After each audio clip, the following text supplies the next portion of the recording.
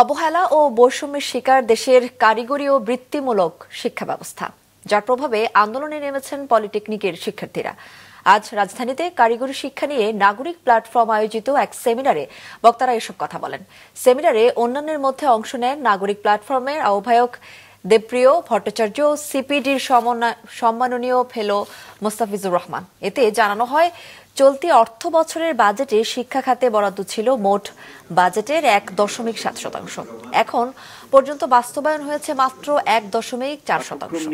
এর মধ্যে অবকাঠামো উন্নয়নে ব্যয় হয়েছে বেশিরভাগ অর্থ। মনোযোগ দিয়ে হয়নি শিক্ষা মনোন্নয়নে। মূলত অবহেলা আর বৈষম্যের কারণে এমন পরিস্থিতি তৈরি হয়েছে বলে মনে করেন বক্তারা।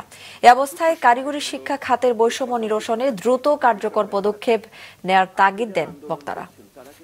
সরকারি প্রতিষ্ঠানে বর্তমানে যিনি শিক্ষা উপদেষ্টা আছেন, তিনি দুদিন আগে বলেছেন যে বৃত্তিমূলক কারিগরি শিক্ষাকে মূলধারাতে একত্রিত করতে হবে।